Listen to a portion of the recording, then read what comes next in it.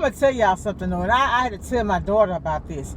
It's like everywhere she went, she was hit with something, you know. And so I told her, I said, you know, I used to worry a lot, just like you. You get that from me.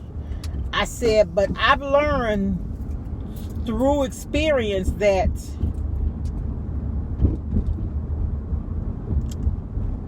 you have to look at the good in every situation. You know, I try to be as open and honest as I can with them, because, you know, if you send your children out into this world and you don't equip them to be thick-skinned and receptive to criticism, you're setting them up for a hard life. Because people are, you know, I would rather you be honest with me than be sweet and lie to me. You understand what I'm saying?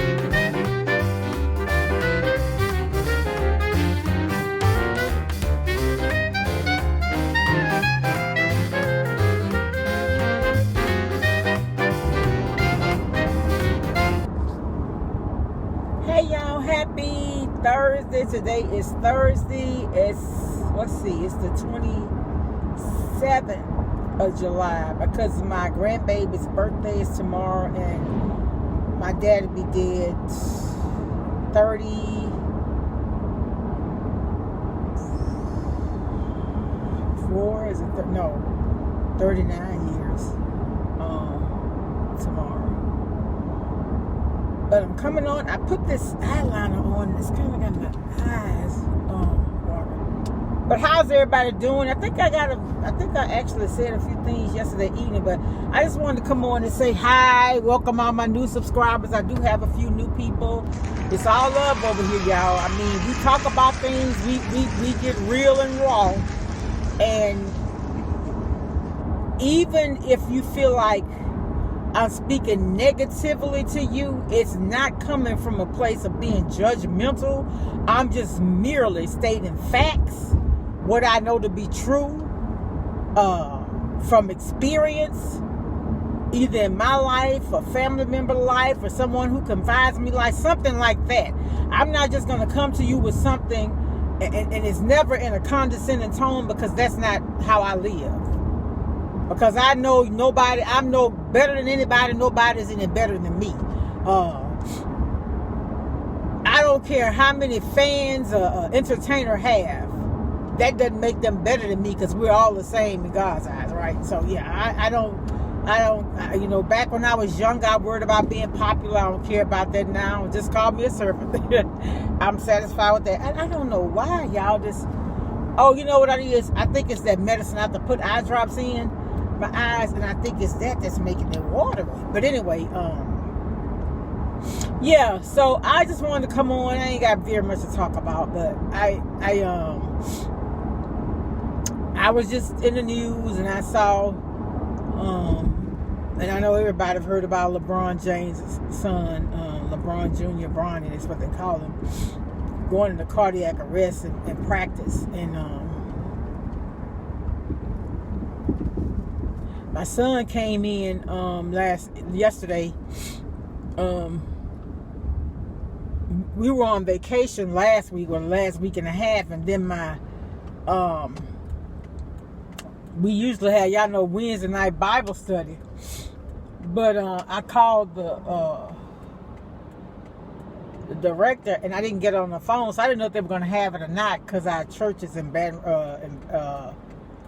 Rouge. So I didn't know whether we were going to have it or not. So my son and I just went out to the stores and stuff, and when we came back, he was asking me about LeBron James' son, and how was he, and did I know what had happened to him. And I told y'all my son, he has autism, but he's very kind. But all of my kids are like that, because that's how I raised them, you know. And he and I have some very, very in-depth conversations, and because you're not helping the person, lying to them. But anyway, we just talk, and I ask him things like, we had a real deep conversation, and we were going somewhere, and there was some men hanging out. And he said, those men hang out like that, do you think that they have families, or do you think that they have a job? I said, I'm really not sure.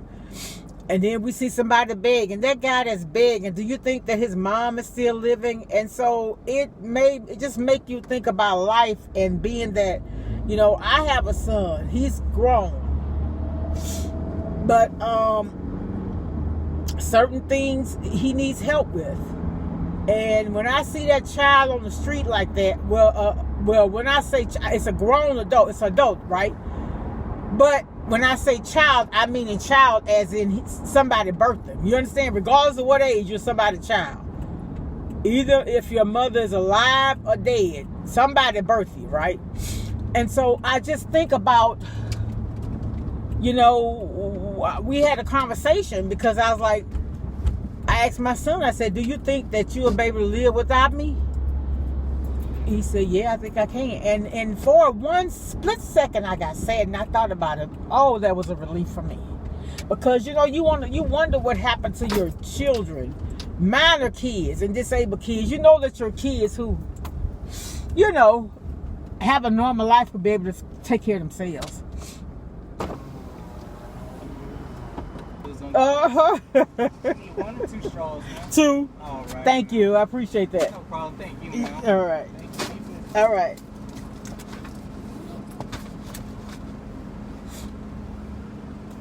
Oh, yeah, my car window is so dirty I can't even see out the back. But yeah, y'all, so I mean, you know, as a mother, you never stop worrying about your kids. And, you know, I gotta tell y'all about, we went on vacation and we took my daughter's car, and oh my goodness. I'm gonna tell y'all something though, and I had to tell my daughter about this.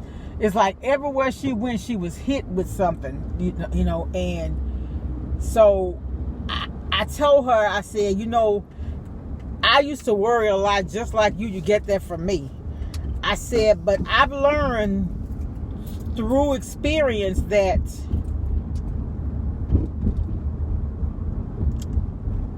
you have to look at the good in every situation. Y'all, we got all the way to Florida and back. My son and I had gone out to get his food, came back in. My middle daughter, my youngest daughter, younger daughter, because I only had two, went out to get their food that they had ordered, and my older daughter car wouldn't start. But mind you, we had come all the way from Orlando and back, and that's when it happened. So what if we would have been actually on vacation, because we had started to fly and rent a car when we got there. But think about it. My daughter getting ready to start a new position, new school district and everything, promotion. And so these things probably needed to happen. Most likely, I'm sure it needed to happen before she actually started a new school year. So, you know, you got to look at everything. God's timing is always perfect. His ways, not our ways. And I told her, I said, you got to start thinking. I said, you think in a natural realm. I said, sometimes you got to start thinking supernatural. Like, what am I supposed to learn? How is this working out for me? And things like that. Like, you know, you having to stay an extra day, could that actually have prevented you from a wreck or something? Because see, God goes before us and straightens our paths and protects us and all that. So you don't ever know how. So that's why how he works. But that's why I'm learning more and more to trust God more and just take myself. It's my life, but surrender to Him and kind of take myself out of it, if it makes sense. And since I've been living like that, I experienced so much peace, like irregardless to what happened. And I think when my mom died, I had to do that in order to be able to keep my sanity. I'm serious. I don't know why. It's got to be this eye drop making my eyes do that. Maybe it's putting that eyeliner too. But anyway, yeah.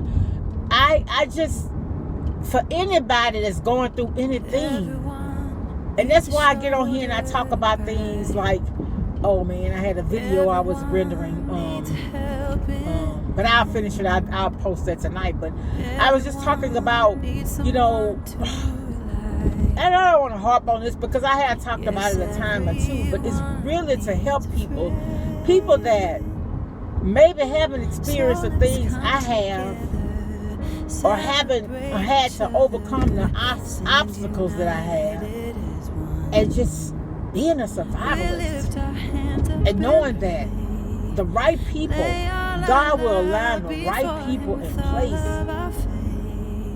Just, I can't tell y'all how many times He had people to help me in situations, and I didn't beg.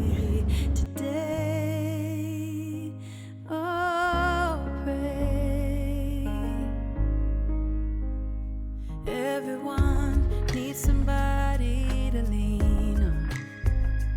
Everyone needs someone who cares. If we come together as one, help each other.